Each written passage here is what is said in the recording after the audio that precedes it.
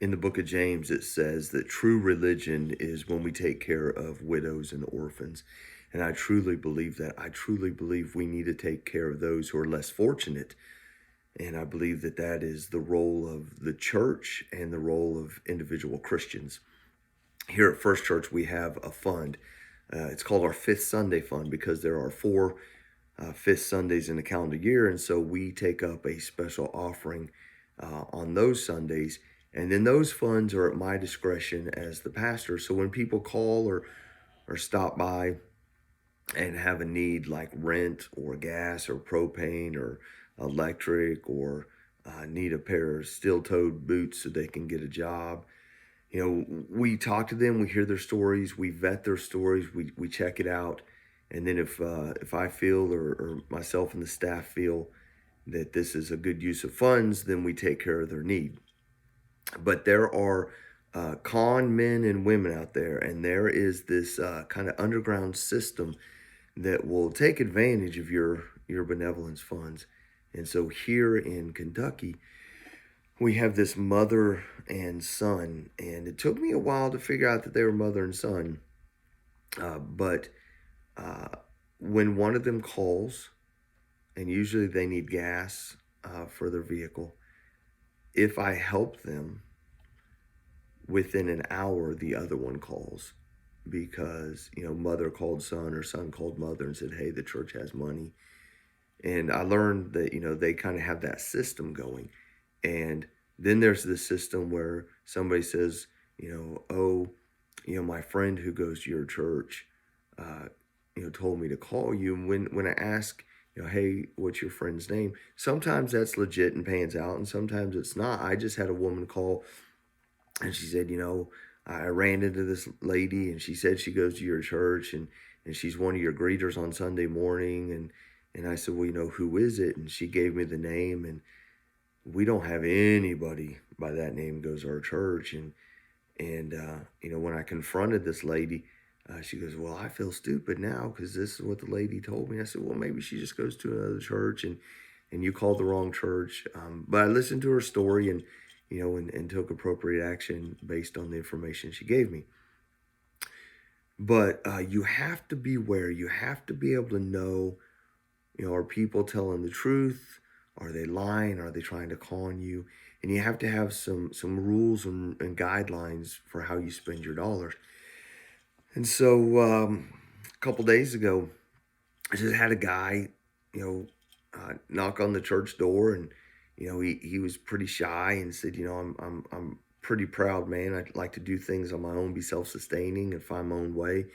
He said, but I need help. And so he came into my office and we started talking, and his story was he was traveling cross country and he just ran out of funds. He had some bad luck, a couple car breakdowns, and that took all of his money. And so as we were talking, I said, well, I can put gas in your tank for you and get you on down the road. He was here in Kentucky, but he's heading up to the Pennsylvania, New York borders where he said he lived.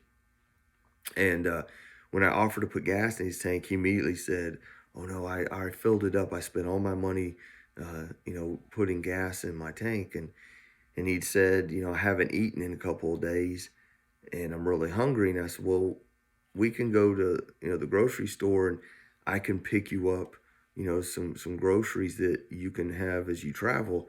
And he's, oh no, no, no, that wouldn't work. The food would spoil in my car. And like, unless it's milk or frozen or refrigerated, it ain't gonna spoil.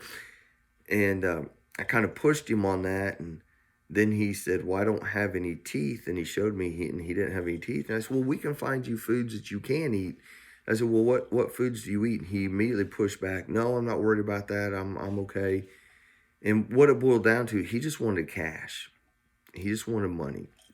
And when I told him we don't give money, we don't give cash out, uh, he said, well, I can work for it. I can do maintenance. I can, clean. And I said, well, we have a janitor and we have a maintenance guy. And so I really don't have any work for you to do. And again, we don't give out cash. As soon as I said that, he could not get up out of his chair and out of the office fast enough. And I followed him out of the building. And he made a comment, "Oh, I'm so sorry that I bothered you." And I said, "Man, it's no bother. I'm glad that you stopped and we could talk, and I wish I could have helped you. I wish I could have given you gas or food, but please understand we just don't hand out cash." And he was walking as fast as he could to his car, and I said, I would encourage you as you travel, stop by churches and ask when you get low on gas. And his comment was, "I'm never stopping at a church again and asking for help." And he tore out of the parking lot. And I just knew that, whatever con this guy was running on me, he just wanted cash. He just wanted money. He didn't worry about all the other things, and he didn't need gas. He didn't need food. He just wanted money. So I don't know what he's going to spend his money on, but sometimes you're taken for a ride, and sometimes, you do the right thing. You do help people and meet their needs. Just keep your eyes wide open as you listen to the stories. Do the best that you can to vet their stories, to discover if they're telling the truth, and when you can, help them, and help them in the name and in the love of Jesus. And if they're true and honest, uh, God bless you and God bless them.